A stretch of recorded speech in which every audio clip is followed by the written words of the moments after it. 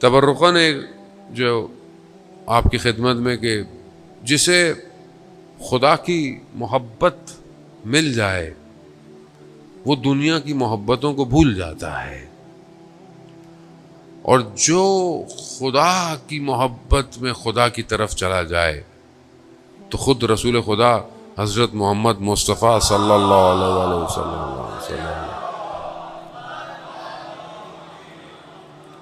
خود رسول خدا فرماتے ہیں کہ جو خدا کی طرف آ جائے، خدا سے محبت کر لے، خدا اس کا ذکر ملائکہ اور باقی مکان اور ہر جگہ سے کر دیتا ہے۔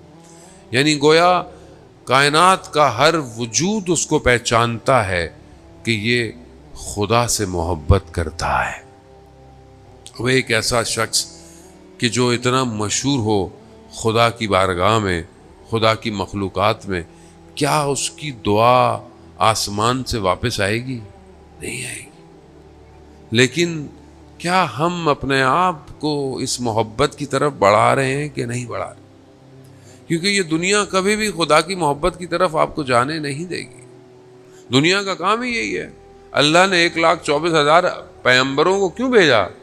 لوگ مخلوق رب کی طرف جائے، اور جو پوری دنیا کا باقی سسٹم تھا اس کا کیا کام تھا کہ یہ مخلوق رب سے دور ہو جائے۔ اس کا کام یہی ہے۔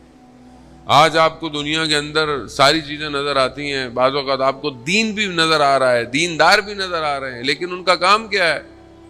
وہ خدا کی طرف نہیں لے کے جا رہے، وہ اپنی طرف لے کے جا رہے ہیں۔ سامری نے کیا کیا تھا؟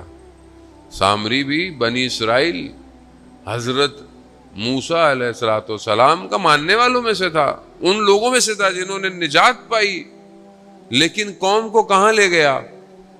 کہاں لے گیا؟ اپنی طرف لے آیا۔ خوب ذرا سی انحراف، ذرا سی غلطی انسان کو دور کر دیتی ہے، اور وہ اس گوسالے کی پوجا کرنے لگے اور یہ کہنے لگے کہ یہ موسیٰ کا رب ہے۔ خوب قوم مشکلات میں ہوتی ہے۔ خوب یہاں پر سید الشہداء علیہ السلام نے یہ جو ایک یونیورسٹی کھولی ہوئی ہے جو ہر سال کھلتی ہے، یہ اپنی طرف لے کر آنے کے لیے، اس کی چند کوالٹیز ہیں کہ جو چیزیں کربلا کے اندر واقع کربلا میں ہیں، بہرحال میں وہی آج آپ کی خدمت میں بیان کروں گا۔ پہلی چیز جو کھینچتی ہے، جو لے کر آتی ہے، کہ انسان اس بات پر یقین رکھے کہ اس کے اندر تبدیلی آنا ممکن ہے۔ یعنی آپ سوچیں کہ آج کل دنیا ہے، مایوسی زیادہ ہے، کوئی پوچھے کہ میں تو چینج نہیں ہو سکتا، خاص طور پہ جوان جو ہے وہ کہتا ہے میں کیسے ہو سکتا ہوں، اور اگر وہ خود جوان سوچنا بھی چاہے کہ میں چینج ہو سکتا ہوں، اس کے دوست اس کو کہتے ہیں نہیں، تم تو کبھی بھی چینج نہیں ہو سکتے، تم اور نماز پڑھو گے، تم اور قرآن پڑھو گے، تم اور اچھا کام کرو گے، خوب دنیا۔ وہ پہلی چیز یہ ہے کہ انسان کو یقین ہونا چاہیے کہ وہ تبدیل، اس کے اندر تحول ممکن ہے۔ آپ دیکھیں کہ سید الشہداء علیہ السلام نے لوگوں کے اندر تحول پیدا کیا ہے، تبدیلی پیدا کی ہے۔ آپ قرآن کے اندر دیکھیں کہ جو جادوگر ہیں فرعون کے دربار میں، انہوں نے کیا کیا ہے؟ انہوں نے جو ہے وہ رسیاں پھینکی اور ان کو سانپ بنا دیا، لیکن جب سامنے دیکھا کہ جو لکڑی ہے وہ اژدہا میں بن سکتی ہے، خوب جادوگر تھے، ٹیکنیکلی جانتے تھے کہ جادو کسے کہتے ہیں، سحر کسے کہتے ہیں، معجزہ کسے کہتے ہیں، ممکنات کسے کہتے ہیں، وہ پہچان گئے۔ اب جیسے آپ میں سے کوئی آئی ٹی ایکسپرٹ ہو، کوئی ٹیکنالوجی کا ایکسپرٹ ہو، وہ اپنے سامنے کچھ چیزیں دیکھے تو وہ زیادہ بہتر پہچانے گا کہ اس میں یہ پرابلم ہے، یہ صحیح ہے، یہ غلط ہے۔ وہ اس چیز کو جانتے تھے۔ جب انہوں نے دیکھا کہ حضرت موسیٰ نے جو ہے وہ عصا کو پھینکا ہے اور وہ اژدہا بن گیا، تو ان کے وجود میں یہ یقین تھا تبدیلی کا۔ وہ کیا ہوا؟ تبدیل ہو گئے، اور ایسے تبدیل ہوئے۔ فرعون نے کہا میں ہاتھ کاٹ دوں گا، میں گردنیں کاٹ دوں گا، ان کا جو بھی کرنا ہے کرو، موسیٰ کے رب پر ہم ایمان لے آئے۔ خوب یہ یقین ہونا، یعنی کوئی تصور کر سکتا ہے کہ فرعون کے ساحر موسیٰ کے رب کو مان لیں گے؟ نہیں، تبدیلی ممکن ہے۔ دوسری چیز کہ جب انسان تبدیل ہو رہا ہو یا اس کو تبدیل کرنا ہو تو اس کا طریقہ، اس کا راستہ یہ بہت امپورٹنٹ ہے، کس طریقے سے جو ہے وہ تبدیل کیا جائے۔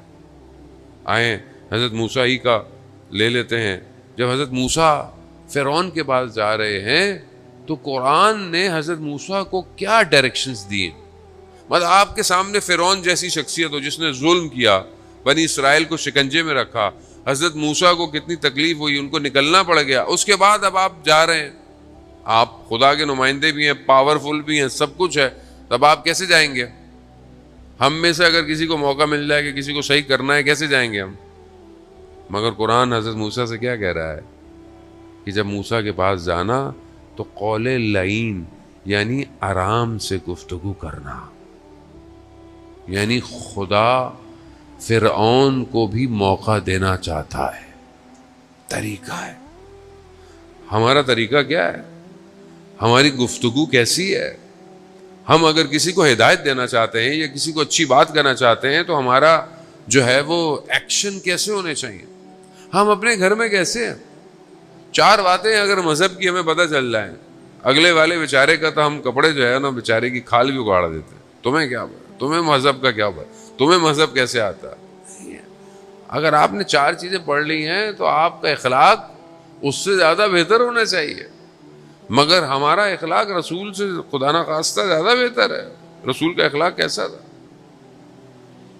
کیسا اخلاق ہے رسول کا کہ لوگ پتھر بھی مارتے ہیں مگر رسول اللہ کے حبیب کسی کے لیے بد دعا نہیں کر رہے۔